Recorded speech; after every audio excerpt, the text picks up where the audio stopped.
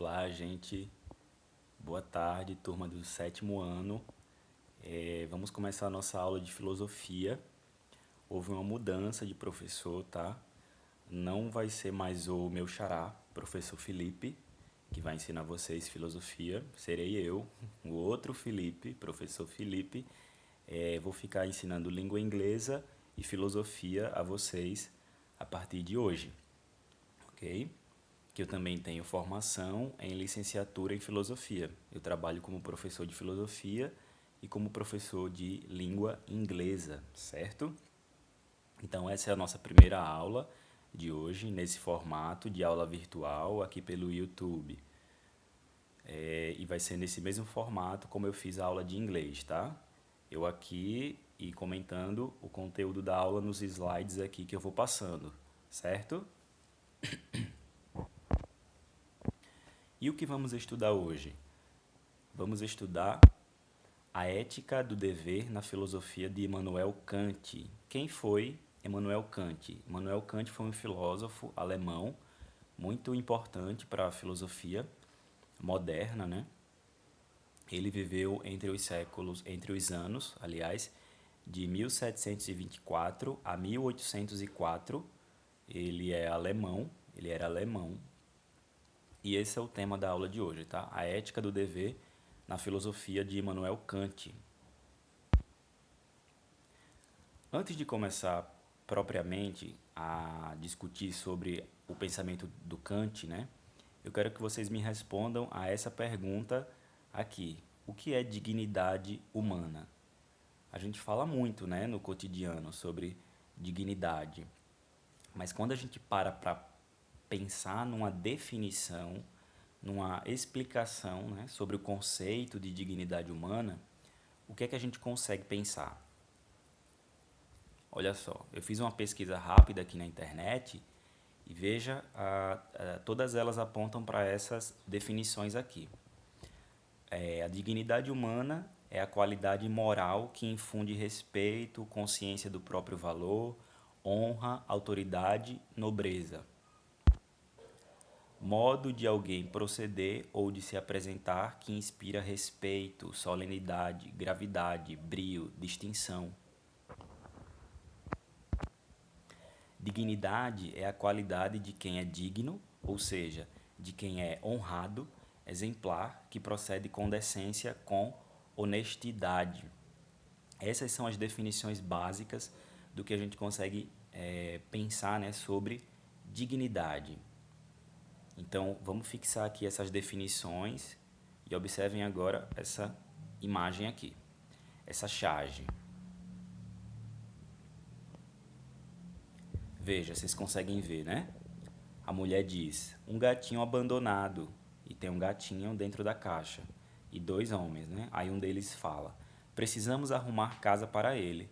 E o outro diz: vamos nos mobilizar pela internet. E ao lado deles tem o quê? Parece ser um morador de rua, não é? Uma pessoa coberta com um jornal, é, deitada no chão. E ela não está recebendo atenção dessas pessoas. O que é que a charge quer dizer? Pensando aí sobre a dignidade humana, né? Que eu falei no slide anterior. Se a gente refletir, não é que o gato, os animais, eles não mereçam respeito, eles não mereçam cuidado. Mas veja a situação do morador de rua, não é? Um ser humano jogado, sem ter onde morar, sem ter o que comer. Isso, às vezes, no dia a dia, passa despercebido pela gente. Mas isso não é normal, isso não é natural. A gente deve estranhar essas desumanidades, né? Essa falta de dignidade humana, como a gente viu aqui nas definições. A filosofia ela tem esse poder de fazer com que, conforme a gente leia, estude, né, os pensamentos filosóficos, a gente passa a estranhar certas coisas da realidade. Então essa charge aqui, ó, ela coloca: será que esse morador de rua ele tem dignidade? Parece que não, né? Observe agora essa outra charge aqui. São dois homens presos presos numa cadeia, né? E um deles diz: Estou preso há 7 meses por roubar uma galinha. E o outro comenta: Fui preso ontem por enriquecimento ilícito, formação de quadrilha e evasão de divisas. E você solto hoje. Veja, o que roubou a galinha, não é? Ambos são criminosos, mas o que cometeu um crime de menor proporção, ele está preso há 7 meses. E o outro, que aparentemente tem dinheiro, né? Parece ser uma pessoa de alto poder aquisitivo, ela cometeu vários crimes e vai ser solta um dia depois, né? Foi presa e vai ser solta no outro dia, porque provavelmente pôde pagar a fiança e tal. A gente pode perguntar, esses dois homens aqui na charge, será que eles possuem a, a mesma dignidade humana? Será que eles são dignos do mesmo modo? Também parece que não, não é? Fica aí a reflexão para vocês. E nessa imagem aqui, o que é que tem a ver essa imagem com dignidade humana? Quando a gente fala em dignidade humana, a gente está falando sobre igualdade. Igualdade de oportunidades, igualdade de oportunidades de emprego, de estudo, de trabalho. A gente pensa em igualdade, pensa em solidariedade, né? Pensa o quanto que nós, seres humanos, somos dependentes uns dos outros, porque a gente vive em sociedade, não é verdade?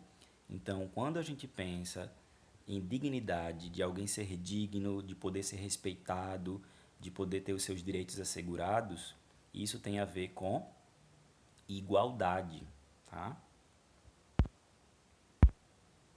E agora a gente começa aqui a ler o texto sobre a filosofia do Kant mesmo, tá? Sempre relacionando com a ideia de dignidade humana, que vai ser que vai ser um conceito também do pensamento do Kant, tá?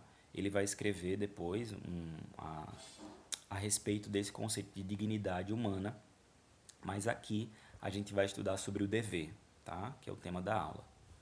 Em seus textos, Crítica da Razão Prática e Fundamentação da Metafísica dos Costumes, são dois livros desse filósofo, o filósofo alemão Immanuel Kant aponta a razão humana como uma razão legisladora, capaz de elaborar normas universais, uma vez que constitui um predicado universal dos seres humanos, isto é, uma capacidade comum a todos. As normas morais teriam, portanto, sua origem na razão. Kant entende que as leis, né, as leis morais, elas existem na realidade porque elas vêm da razão humana, não é verdade? E o que é a moral? Moral é o conjunto de regras que regem determinada sociedade, né? Em todos os ambientes que a gente frequenta, existe a moral, que é o conjunto de normas, não é verdade? Na escola tem uma moral, na sua família tem uma moral, a sociedade brasileira tem uma moral. Existem vários conjuntos de regras que a gente pode chamar de moral, né? Valores morais, leis morais.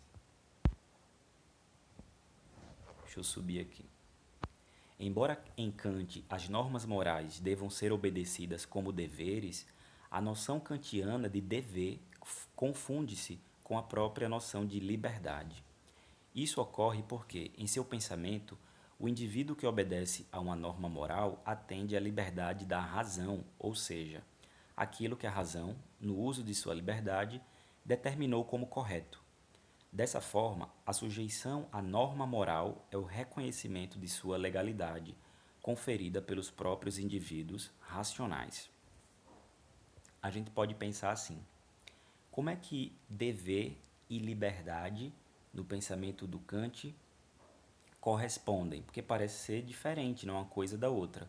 Liberdade a gente entende, no senso comum, como fazer o que a gente quiser, não prestar conta a ninguém. Ser livre seria isso, né?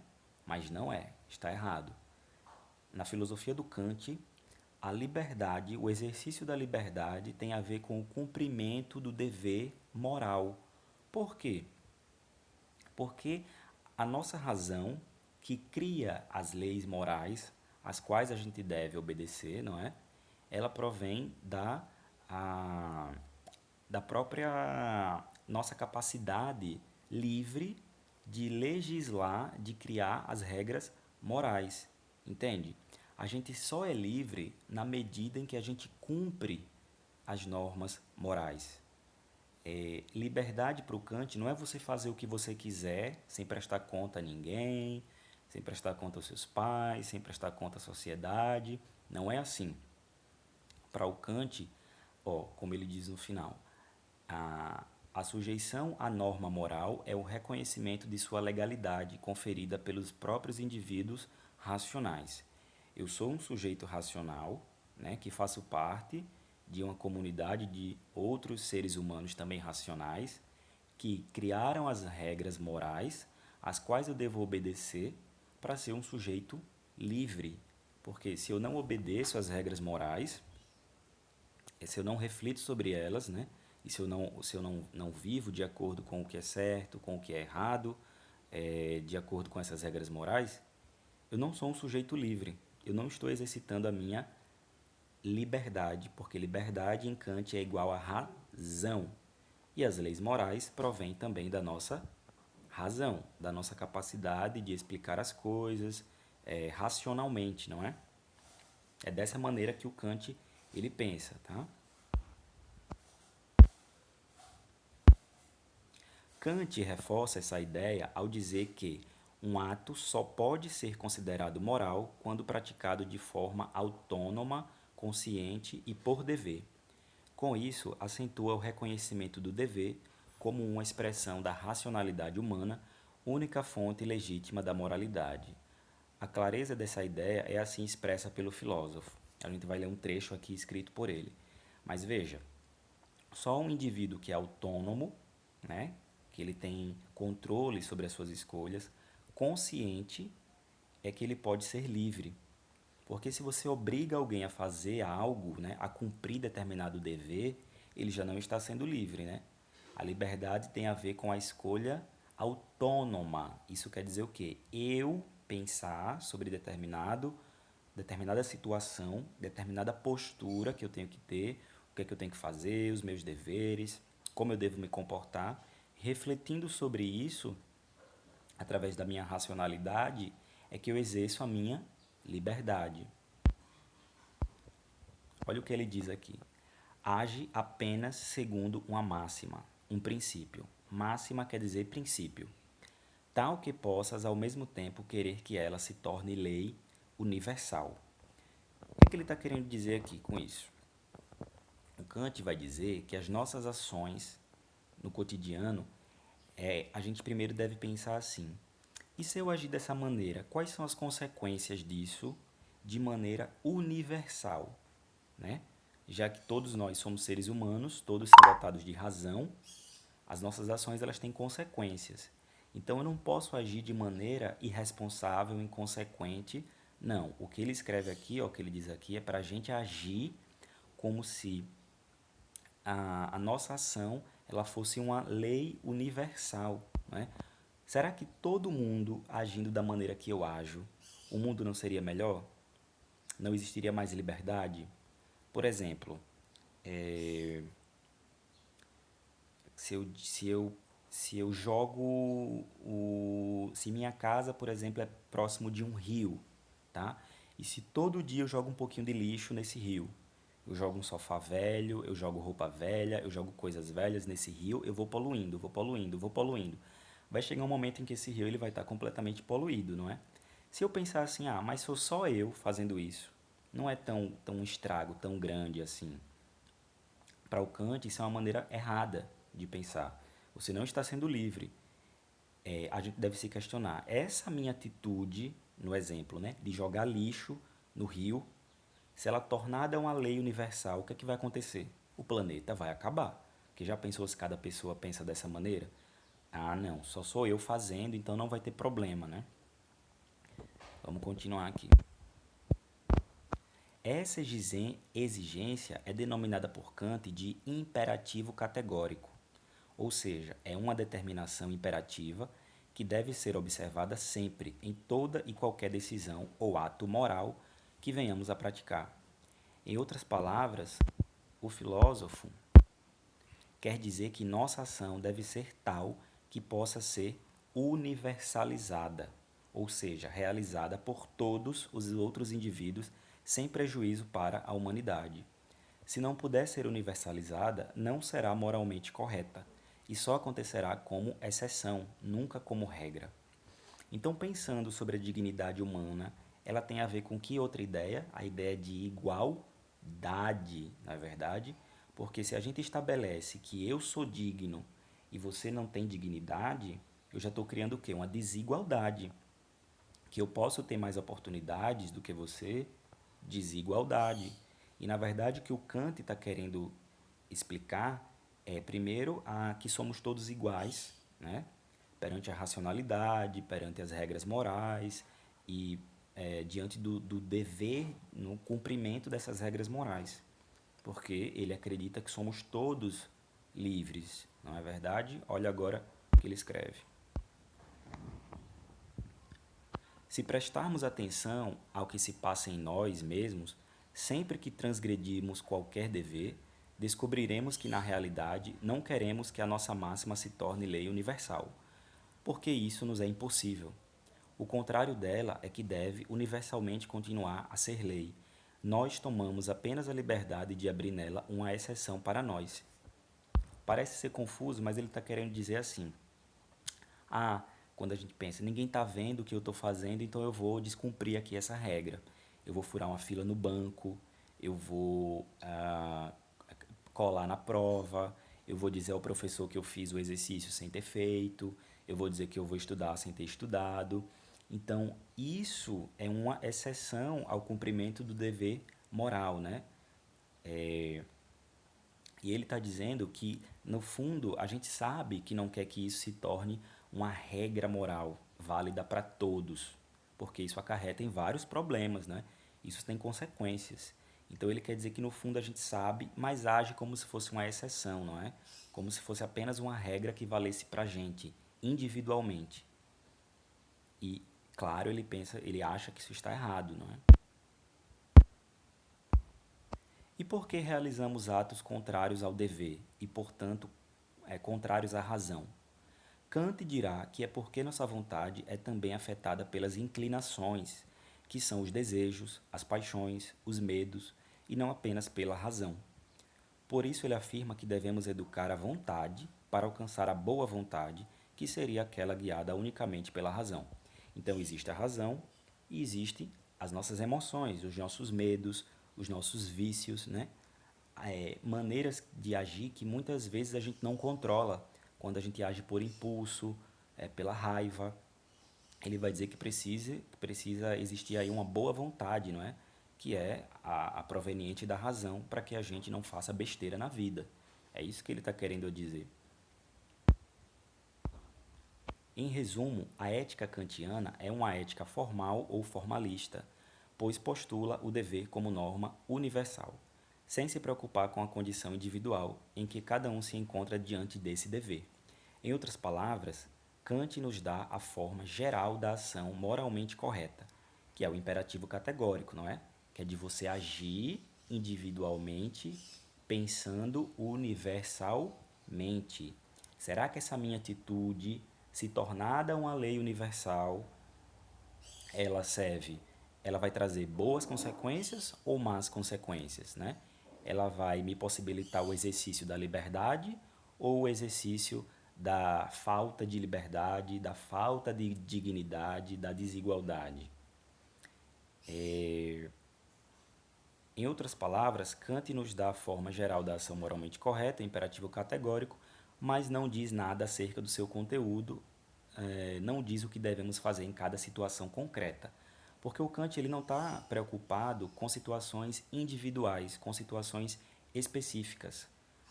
O pensamento filosófico dele é a tentativa de formular, falar sobre a moral, né, sobre o cumprimento das regras morais, sobre o exercício da liberdade, o cumprimento do dever, de uma maneira universal, que valha para todos os seres humanos.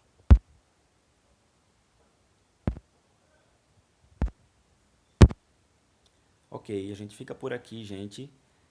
Durante a nossa aula no WhatsApp, eu vou passar o exercício para vocês fazerem do livro, tá? Do livro didático.